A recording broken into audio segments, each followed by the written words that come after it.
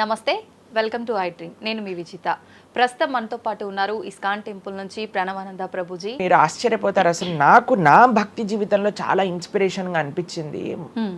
నేను ఇప్పుడు మనకి తెలుసు పాలస్తీన్ ఇంకా ఇజ్రాయెల్లో వార్ జరుగుతుంది గాజా అనే ప్రదేశంలో. అయితే ఒక ఆవిడ, అసలు చాలా వీడియోస్ చూశాను ఒకదాని తర్వాత ఒకటి.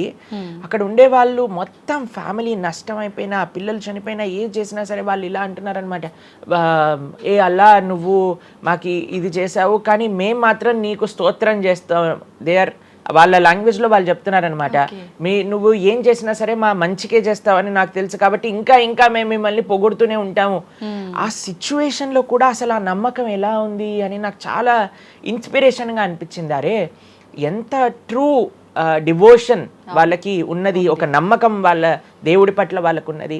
కానీ మనం ఎన్నిసార్లు చాలామంది చూస్తుంటాం. మొన్న నాకు ఎవరో వీడియో పంపించారు, అందులో చెప్తారు ఒక వెంకటేశ్వర స్వామి ఫోటో ఉంటుందన్నమాట. ఒక ఆవిడ చెప్తారు, ఓయ్ నేను చెప్పింది చేస్తావా లేదా, ఇంకో దేవుడిని తీసుకొచ్చి పెట్టేయాలనా అని అంటుందన్నమాట. అయితే నేను చూసి ఆశ్చర్యపోయాను అనమాట. మనకి ఎందుకు ఇలాంటి ఫేత్, ఇలాంటి నమ్మకం ఎందుకు లేదు? ఎప్పుడైతే మనం ఎంతైతే మనకి ఇన్వెస్ట్మెంట్ చేస్తామో అంతే రిటర్న్ వస్తుంది కదండి. అలానే మన నమ్మకం, మాన అపమానాలు, ఇవి సుఖ దుఃఖాలు, ఇవన్నీ ప్రపంచంలో ఒక భాగం అండి. ఇదంతా జీవితంలో ఒక భాగం. అందుకే మన సనాతన సంస్కృతిలో ఎప్పుడు మంచే ఉంటుంది అని చెప్పారు. అందుకే ఈ ఉగాది పచ్చడి మన నూతన సంవత్సరం ప్రారంభమైనప్పుడు షడ్రుజోపేతం కదండి. చెప్పుకున్నాం. కాబట్టి ప్రతి ఒక్కటి కొద్దిగా అది కావాలి, కొద్దిగా ఇది కావాలి. కానీ మనం ఏం చేస్తామంటే, ఎవరికైతే అచంచల విశ్వాసం ఉంటుందో భగవంతుడి పట్ల, స్వామి నువ్వేం చేసినా నా మంచే చేస్తావు అనేవాడు నిజమైన భక్తుడు. కాబట్టి ఎక్కడి నుంచైనా ఆ విశ్వాసం, ఆ శ్రద్ధ కానీ మనం నేర్చుకోగలిగితే ఇట్ ఈస్ ఎక్స్ట్రీమ్లీ వండర్ఫుల్ అనమాట. ఆ శ్రద్ధ, స్వామి నువ్వు ఏం చేసినా సరే నేను నిన్నే కొలుస్తా, అటువంటి శ్రద్ధ మన దగ్గర ఉండిందండి, మన దగ్గర ఉండింది. మన పూర్వీకులు, రాజులు, మహారాజులు, అసలు మన సంస్కృతి, సిక్కులు ఎవరైతే మనకి వాళ్ళ జీవితాన్ని త్యాగం చేసేసారు వాళ్ళ ధర్మాన్ని కాపాడుకోవడానికి. మనం చూస్తాం. అసలు ఇప్పుడు ఏంటంటే అండి, నాకు అన్నిటికంటే బాధాకరమైన విషయం ఏంటంటే, ఈ ప్రజెంట్ డే యూత్ ఉన్నారు కదా, వాళ్ళకి మన దేశ సంస్కృతి గురించి తెలియదు, మన దేశ హిస్టరీ గురించి తెలియదు, మన కల్చర్ గురించి తెలియదు, మన ఆధ్యాత్మికత గురించి తెలియదు. తెలుసుకోవాలి అనే ప్రయత్నం కూడా చేయట్లేదు. ఎవరు అసలు దేశాన్ని కాపాడాలనుకుంటుంది? అసలు మన పూర్వీకులు మనకి ఎలాంటి సంపత్తిని ఇచ్చారు? ఏవో టీవీలలో వచ్చే చెత్త ప్రోగ్రాములు చూడటము, టైం వేస్ట్ చేసేయటము. ఇప్పుడు మాకు చెప్తున్నారు, ఎవరో బిగ్ బాస్ అనేదో ప్రోగ్రామ్ వస్తుందట. జనాలందరూ అసలు ఏమొస్తుంది చెప్పండి? మన జీవితంలో ఏదైనా మార్పు కలగలిచ్చా? మనకి లేదు. ఎవడో ఒకటి చోట వాడు డబ్బులు సంపాదించుకుంటూ వాడు చేసే చెత్త పనులన్నీ మనం చూస్తూ ఉంటే, మనం వింటూ ఉంటే, దాని తర్వాత చూస్తే పర్వాలేదు, ఆ వ్యక్తుల పట్ల అపరిమితమైన ప్రేమను పెంచుకొని, ఒకళ్ళు నాకు ఈ మధ్య ఎక్స్ప్లెయిన్ చేస్తున్నారనమాట, ఒక్కొక్కళ్ళకి ఆర్మీ అని తయారైపోయి వేరే వాళ్ళని దూషించటం, వేరే వాళ్ళని తిట్టడం. ఈ సమాజం ఇలా ఉంటే నీకు ఒక బిగ్ బాస్ అనే ఒక టైం వేస్టర్ని కావాలి, అది అయిపోగానే ఐపీఎల్ అనే ఒక టైం వేస్టర్, దాని తర్వాత నెట్ఫ్లిక్స్, అమెజాన్ ప్రైమ్, ఇవన్నీ ఎప్పుడు ఉన్నాయి. మనకి నిజంగా మేము కొన్నిసార్లు యూత్ని కలిసినప్పుడు అడుగుతామండి, అరే మన దేశ రాజకీయాల గురించి తెలుసా అని అంటే, తెలుసండి. ఎవరి దగ్గర నుంచి తెలుసుకున్నావు అని అంటే ఒక యూట్యూబర్ పేరు చెప్తారు. ఆ యూట్యూబర్ ఏమో ఎక్కడో వేరే దేశంలో కూర్చొని మన సంస్కృతిని, మన రాజకీయాల్ని ఎలా ఒక వేరే దిశగా నడిపించాలో నడిపిస్తుంటారు. వాడివన్నీ వింటూ వీళ్ళు ప్రభావితం అయిపోతారు అనమాట. కానీ ఏంటి అసలు మన సంస్కృతి అంటే ఏంటి, మన ధర్మం అంటే ఏంటి? అసలు కొద్దిసం భగవంతుడు చాలా దూరం అనుకోండి, కనీసం మన భారతీయత అంటే ఏంటో కూడా తెలియదండి అసలు ఇలాంటి పిల్లలకి. ఈ మధ్యలో పిల్లల్ని మర్చిపోకండి. పేరెంట్స్ ఎంతమంది దృష్టి చూపిస్తున్నారు చెప్పండి? చాలా తక్కువ మంది ప్రభుజీ. ఎప్పుడు చూడు ఏ సినిమాకి వెళ్దామా, ఏ సీరియల్ చూద్దామా, ఏ రియాలిటీ షో చూద్దామా, ఏ మూవీ సిరీస్, వెబ్ సిరీస్ కొత్తగా రిలీజ్ అయిందా, ఏ ఇన్స్టాగ్రామ్లో వీడియోస్ చూద్దామా, ఇలానే ఉండిపోతే మన దేశం ఎటు వెళ్తుంది, మన రాజ్యం ఎటు వెళ్తుంది, మన సంస్కృతి ఎటు వెళ్తుంది ఒకసారి చెప్పండి. కాబట్టి భక్తి అనేది ఒక ప్రస్తుత సమాజంలో అర్థం చేసుకోవటము అనేది, ఎప్పుడైతే ప్రతి ఒక్కళ్ళు తమ దగ్గర ఉండే సమయాన్ని వెచ్చిస్తారో, ఎప్పుడైతే నేను తెలుసుకోవాలి అనే ఒక ఇచ్చ మనసులో ఉంటుందో, అప్పుడు మాత్రమే పడే ఒక అద్భుతమైన జ్ఞానం అండి అది. తత్విద్ధి ప్రణిపాతేన పరిప్రశ్నేన సేవయా అని కృష్ణుడు భగవద్గీతలో చెప్పారు. ఆధ్యాత్మిక జ్ఞానం అంటే ఎలానో అలా తెలుసుకోలేమండి, దానికి సమయాన్ని వెచ్చించాలి, దానికి ఇంట్రెస్ట్ మన లోపల కలిగి సమయాన్ని తీసుకోవాలి. అరే మనకి బిగ్ బాస్ 210లో ఉన్నంత ఇంట్రెస్ట్ టైం, ఐపీఎల్ మ్యాచ్లలో చూడడానికి ఇంట్రెస్ట్ టైం, వెబ్ సిరీస్లు చూడడానికి ఉన్న ఇంట్రెస్ట్ టైం, ఒక గీతా భాగవతం వినడానికి మనం టైం పెడుతున్నామా? లేదు, అసలు అట్లాంటి ఆలోచనే రావట్లేదు కదా. మరి భక్తి అంటే ఏంటి, భగవంతుడు అంటే ఏంటి, భగవంతుడు మనకి ఏం చేస్తున్నాడు, ఇవన్నిటికీ సమయం వెచ్చించాలి కదండి. కాబట్టి అందుకే మనం ఎప్పుడు చెప్పేది, ఒక భక్తుడు అనేవాడు అన్నిటికంటే అదృష్టవంతుడు ఎవరికైతే భగవంతుడి యొక్క కృప అనుభవంలోకి వస్తుందో. అటువంటి అనుభవం కానీ మనం పొందాలి అని అనుకుంటే మనం సమయాన్ని కేటాయించాలి. ఇది చాలా ముఖ్యమైన విషయం. అయితే మనం ఆధ్యాత్మిక ప్రయాణం మొదలు పెట్టాలి అంటే ముందుగా చేయాల్సిన పని, మొట్టమొదటి అడుగు ఆధ్యాత్మిక ప్రయాణం ముందు పెట్టాలి అని అంటే ఇన్స్టాగ్రామ్, వాట్సాప్ని తగ్గించాలి. ఓకే, ఇంతకు ముందు ఏకాదశి, ఇప్పుడు రేపు ఏకాదశి ఉపవాసం అంటే నిర్జల ఉపవాసం అని లేదా పలాహార ఉపవాసం అని అది చెప్తారు. కొన్ని సంవత్సరాలు అయిపోయాక ఉపవాసం అని అంటే కనీసం ఈ రోజైనా ఫోన్ చూడొద్దు అని చెప్పే రోజులు కూడా వస్తాయేమో అనిపిస్తుంది. ఎందుకంటే ప్రతిసారి కూడా అడిక్టెడ్ జనాలందరూ కూడా వాట్సాప్ వీడియోలు, స్టేటస్లు, ఇన్స్టాగ్రామ్, యూట్యూబ్, టీవీ వీటితో అడిక్ట్ అయిపోయి ఎంత సమయాన్ని వెచ్చిస్తున్నారు. అసలు మీరు అన్నట్టుగా జపం చేయడానికి అడుగురా అంటే జపం చేయడానికి సమయం లేదంటారు, వాట్సాప్ స్టేటస్ మాత్రం చూడడానికి సమయం ఉంటుంది. ఎంత విచిత్రం చెప్పండి. కాబట్టి మనము చాలా జాగ్రత్తగా మొట్టమొదటి అడుగు ఏంటి అని అంటే మనం చెయ్యకూడని విషయాలు పక్కన పెట్టడం. ఏంటి, అక్కర్లేని విషయాలు వినటం, అక్కర్లేని విషయాలు మాట్లాడటం, అక్కర్లేని విషయాల గురించి ఆలోచనలు చేయటం, వీటన్నిటిని పక్కన పెట్టి 4 నియమాలు చెప్పారండి మన శాస్త్రంలో భక్తిలో ముందుకెళ్ళడానికి, ధర్మ మార్గంలో ముందుకెళ్ళడానికి. మద్యం పానం శ్రియాసూన యథా అధర్మశ్చ చతుర్విధం అని భాగవతం చెప్తుంది.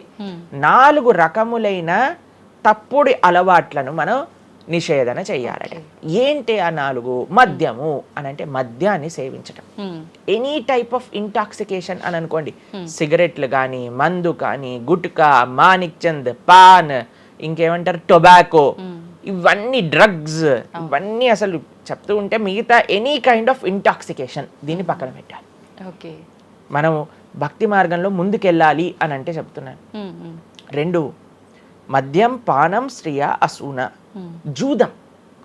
జూదము ఇంతకుముందు జూదం ఆడుతూ ఉండేవారు, మనకు తెలుసు పాచికలాట అని అనేవారు. మహాభారతంలో యుధిష్ఠిర మహారాజు గారు ఆడినప్పుడు ఏమైంది వాళ్ళ జీవితంలో మనందరికీ తెలుసు. ఎన్ని కష్టాలు పడాల్సి వచ్చింది, ఆస్తంతా వెళ్ళిపోవాల్సి వచ్చింది, అరణ్యానికి పాలవ్వాల్సి వచ్చింది. చాలా మంది అడుగుతారు ఎందుకు మహాభారతం యుధిష్ఠిరుడు ఆడాడు. ఆయన ఆడి చూపించారు, అయ్యా ఆడితే ఈ పని అవుతుంది. ఎగ్జాంపుల్ సెట్ చేయడానికి ఆయన చేశారు. సరే, ఆయన చేసింది తప్ప కదా, ఆయన ఏం అనుభవించారో తెలుసు కదండి. మనం ఎందుకు చెయ్యాలి ఆ పని? ఇప్పుడు జూదం యొక్క విపరీతమైన కాన్సిక్వెన్సెస్ తెలుసా అండి. ఇప్పుడు బెట్టింగ్ గేమ్లని, ఐపీఎల్ మ్యాచెస్ కి బెట్టింగ్స్ అని, లేదా ఏదొస్తే దానిపైన బెట్టింగ్లు పెట్టడం, అవి ఇవి ఎన్ని అప్లికేషన్స్ తయారైపోయి ఎన్ని ఒక యువతని ఒక తప్పుడు మార్గంలో పెట్టడానికి. అసలు మాకు అప్పుడప్పుడు మేము యూట్యూబ్ చూస్తాం కదండి ప్రవచనాలు వినడానికి, మా గురువు గారి ప్రవచనాలు వినడానికి మేము చూస్తుంటాం అనమాట. అప్పుడు వస్తుంది రమ్మీ సర్కిల్ అని యాడ్ వస్తుంది అనమాట. ఇప్పుడు పేరు చెప్తున్నారు ఎందుకు ప్రభుజీ అని మీరు అనుకోవచ్చు. ఎందుకంటే పెద్ద పెద్ద సినిమా యాక్టర్స్ వాళ్ళు ప్రమోట్ చేసేది రమ్మీ సర్కిల్ అని, మానిక్ చంద్ కంపెనీస్ని, గుట్కాలని, తర్వాత ఏవైతే అన్హెల్దీ ప్రోడక్ట్స్, కోక్ ఇలాంటివి ఏవైతే సాఫ్ట్ డ్రింక్స్, కూల్ డ్రింక్స్ ఉంటాయో వాటిని మీరు ఒక్కసారి ఆలోచన చేయండి. వాళ్ళు నిజమైన శ్రేయోభిలాషులా మనకి ఒక్కసారి ఆలోచన చేస్తే మనకు అర్థమవుతుందండి. మొత్తం ఒక దగ్గర ప్రపంచం అంతా ఇవి తప్పు, ఇవి మీకు మంచిది కాదు అని మొత్తుకుంటుంటే, మీరు ఎవరైతే మీరు హీరోయిన్ నా రోల్ మోడల్ అని అనుకుంటున్నారో వాడు మీకు నేర్పించేది ఏంటి అని అంటే, నువ్వు ఈ పేకాట ఆడు, నువ్వు గుట్కా తిను, నువ్వు కూల్ డ్రింక్ తాగు, నీ జీవితం ఏమైనా మాకు పర్వాలేదు. మేము ఎక్కడికి వెళ్ళినా నోరు నొప్పొచ్చేటట్టు అరిచి చెప్తున్నా, అయ్యా ఇవి మంచిది కాదు, మీరు మంచి మార్గంలో ఉండండి, ఆరోగ్యాన్ని జాగ్రత్తగా పెట్టుకోండి, మనసు జాగ్రత్తగా ఉండండి, ధర్మాన్ని ఆచరణ చేయండి అని మేము చెప్తుంటే, కానీ జనాలకి వీటిల్లో ఇంట్రెస్ట్ లేదు. వీళ్ళకి నా రోల్ మోడల్ ఇది అని ప్రొద్దు నుంచి రాత్రి దాకా ఇన్స్టాగ్రామ్లో చూడటం, వాళ్ళగా మాట్లాడటం, వాళ్ళగా వస్త్రాలు వేసుకోవటం, వాళ్ళలాగా మేము కూడా వాళ్ళలాగా అవ్వాలి అని అనుకుంటే వాళ్ళు ఏం నేర్పిస్తున్నారు మీకు ఒక్కసారి ఆలోచన చేయండి. ఎంతమంది దేశంలో ఉండే యువత మొత్తం కూడా తప్పుడు మార్గంలోకి వెళ్తే మన భారతదేశ భవిష్యత్తు ఏం కావాలో ఒకసారి చెప్పండి. కాబట్టి ఫస్ట్ ఏమన్నా మనం ఇంటాక్సికేషన్, సెకండ్ గ్యాంబ్లింగ్ అని అంటారు, జూదం, ఏ ప్రకారమైన జూదమైనా సరే దాన్ని పక్కన పెట్టాలి. మూడవది మాంసాహారాన్ని సేవించటం, ప్రాణిహింస చెయ్యకూడదు. భగవద్భక్తి మార్గంలో ముందుకెళ్ళాలి, భగవంతుని తెలుసుకోవాలి అని అంటే మనం లాస్ట్ టైం దీని గురించి మాట్లాడుకున్నాం, మనం ఎక్స్ప్లెయిన్ చేసామన్నమాట క్లియర్గా ఎందుకు మనం మాంసాహారాన్ని స్వీకరించకూడదు అని. అది భౌతికంగా మనకి మంచిది కాదు, ఆరోగ్యరీత్యా మంచిది కాదు, ఎమోషనల్గా మంచిది కాదు, ఎన్వైరన్మెంటల్గా మంచిది కాదు, స్పిరిచువల్గా మనకి మంచిది కాదు అని ఈ రీజన్స్ అన్ని చెప్పాం. అయితే నిన్నటి రోజున మాకు ఆ వీడియో పంపించారనమాట. సరే ఏమున్నాయి అబ్బా కమెంట్స్లో అని చదువుతుంటే చాలా మంది అన్నారు, రోజు ఈ వీడియో చూడటం వల్ల మేము మాంసాహారం తింటాం మానేసాము, మాకు క్లారిటీ వచ్చిందని చాలా కమెంట్స్ ఉన్నాయి. కొంతమంది ఏం రాశారు తెలుసా అండి, మరి ప్లాంట్స్కి, మరి ఆకుకూరలకి, తర్వాత మనం పండించే మొక్కలకు కూడా ప్రాణం ఉంది కదా అని. మీకు ఒక విషయం చెప్తాను, చాలా మంది ఈ ఆర్గ్యుమెంట్స్ చెప్తారండి, నాన్ వెజిటేరియన్ మానేసేయండి అని అంటే మరి మీరు జీవహింస చేయట్లేదా, మీరు కూడా మొక్కల్ని కట్ చేస్తున్నారు కదా అని అడుగుతారు. ఇప్పుడు దానికి 2-3 విషయాలు మీకు ప్రస్తావన చేస్తాను. ఒకటి, మీరు పాలకూరని, గోంగూరని, తోటకూరని కొయ్యడానికి వెళ్ళినప్పుడు అది గట్టిగా అరుస్తూ చంపేయకు నన్ను, ఏదో ఒక రక్తం కారటం, అది ఇలా గార్లో ఎగరటం, ఇలాంటివి చేస్తుందా అండి? లేదు. ఎప్పుడైనా మీరు ఆపిల్ పండుని కొయ్యడానికి వెళ్ళినప్పుడు ఆపిల్ పండుని ఇలా అనగానే దాంట్లోంచి రక్తం చెట్టులో నుంచి దారాలుగా కారుతుంటుందా అండి? అదేమైనా గట్టిగా అరుస్తుంటుందా అని కొంతమంది అంటారు, అది అరుస్తుంది మనకి వినిపించదు. మనకి ఒకసారి అర్థం చేసుకోవాలి, ఒక ప్రాణికి, ఒక వెల్ డెవలప్డ్ కాన్షియస్నెస్ ఉన్న వ్యక్తికి, లేదా ఒక పర్సనాలిటీకి, లేదా ఒక ప్రాణికి, లేదా ఒక ప్లాంట్కి ఏంటి వ్యత్యాసము అనేది మనం తెలుసుకోవాలి. దాంతోపాటు ఇంకొక విషయం చెప్తాను, మరి ప్లాంట్స్ని తినచ్చు, యానిమల్స్ని తినకూడదు అని ఏంటి ప్రమాణము అనంటే భగవంతుడు మనకి ఈ విషయాన్ని ప్రస్తావన చేశారు, స్వామి మనకి ఈ విషయాన్ని ఉపదేశం చేశారు. అయ్యా, నువ్వు కేవలం శాకాహారాన్ని మాత్రమే తినవచ్చును, సాత్విక ఆహారాన్ని మాత్రమే తినవచ్చును. ఎక్కడ చెప్పాడు భగవంతుడు? పత్రం పుష్పం ఫలం తోయం యోమే భక్త ప్రయశ్చతి. పత్రం పుష్పం ఫలం తోయం, నువ్వు ఫలములను, తర్వాత ఆకులను, నీటిని, పాలను, వీటితో సంబంధించినవి ఏవైనా సరే తయారు చేయొచ్చు, భగవంతుడికి నివేదన చేయొచ్చు, స్వీకరించవచ్చు. కాబట్టి మన శాస్త్రములు దేన్నైతే యాక్సెప్ట్ చేశాయి, ఇప్పుడు చెప్పాయనుకోండి, సరే ఈ ప్లాంట్స్లలో కూడా ప్రాణం ఉందయ్యా, ప్లాంట్స్ కూడా తినకు అని అంటే ఏం చేస్తామండి? గాలిని పీల్చుకుంటామా? సన్లైట్ తో బతుకుతామా మనం ఏమన్నా ప్లాంట్స్ బతికినట్టుగా? ఏదో ఒకటి కావాలి కదా ఆహారం. కాబట్టి అన్నిటికంటే లీస్ట్ హింస, అహింస అంటే అన్నిటికంటే లీస్ట్ హింస ఎక్కడ ఉంటుందో అది. కాబట్టి మనకి శాస్త్రం ఆమోదన చేసింది, నువ్వు ఈ ఏవైతే హర్బివోరస్ అని అంటారు చూడండి, ఏవైతే పశుపక్షాదులు కాకుండా ఏవైతే మొక్కలు ఉంటాయో, ఏవైతే ధాన్యం ఉంటుందో, ఏదైతే ఫలములు ఉంటుందో దాన్ని స్వీకరించు అని. తర్వాత రెండో ఆర్గ్యుమెంట్ ఏం చేస్తారో తెలుసా అండి, నాన్ వెజిటేరియన్ అనగానే మనం కానీ తినకపోతే వాటి పాపులేషన్ మొత్తం పెరిగిపోయి మనల్ని చంపేస్తుంది. అయ్యా, నువ్వొక్కడివి మారటం చేత ఏమీ అవ్వదు, అవును, మొత్తం మారిపోదు. ప్రపంచం ఎలా వెళ్తుందో కొంతమంది మూర్ఖులు ఉంటారు, ఎంత చెప్పినా మారని వాళ్ళు వాళ్ళ పని చేసుకొని ఇవ్వండి అంతే. భగవంతుడు బ్యాలెన్స్ ని తయారు చేశారండి, ఆ భగవంతుడు ఆ బ్యాలెన్స్ ని క్రియేట్ చేస్తారు. నువ్వు ఆ ధర్మాన్ని ఆచరించకుండా ఉండు. కాబట్టి 3 చూసాం, ఏంటి? మద్యం, పానం, శ్రియ, సూన. ఒకటి intoxication, gambling, meet eating. Last Prabhuji ఒక చిన్న డౌట్, ఇప్పుడు మాంసాహారం తినొద్దు మన శాస్త్రంలో ఎక్కడ తినమని చెప్పలేదు అని అన్నారు కదా, మరి గ్రామ దేవతలకి కోళ్ళు, మేకలు ఇలాంటివన్నీ బలిస్తుంటారు కదా, మరి అది ఎక్కడ ఉంది అసలు? మీరు అమ్మవారిని జగన్మాత అని పిలుస్తారు తెలుసా? మీరు ఎప్పుడైనా అంటారా? అమ్మ అంటారు, అంతేనా? ఒక తల్లికి, ఒక తల్లితనంలో మీరు కూడా మదర్ కదండి, మీ పిల్లలకి ఏదైనా ఒక చిన్న బాధ కలిగితే మీరు ఓర్చుకోగలుగుతారా చెప్పండి? లేదు. అస్సలంటే అస్సలు అసలు అలాంటి ప్రస్తావనే తేకూడదు ప్రభుజీ అని అంటారు. అవును, అంతేనా కదా.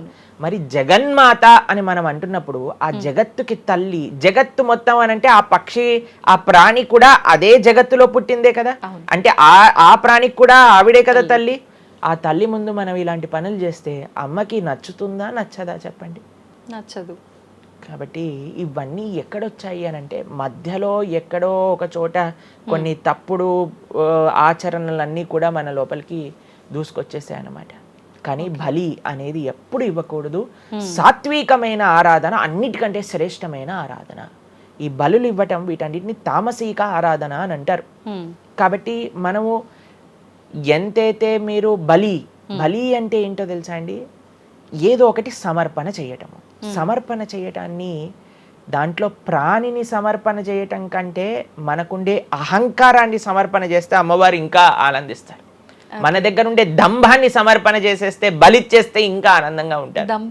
దంభము అని అంటే గర్వం. ఓకే. అహంకారము, దంభము, ఈ రెండిట్లో వ్యత్యాసం ఏంటో తెలుసా అండి? గర్వము అని అంటే మనం చేసిన దానికి మనం గర్వపడటం అనమాట.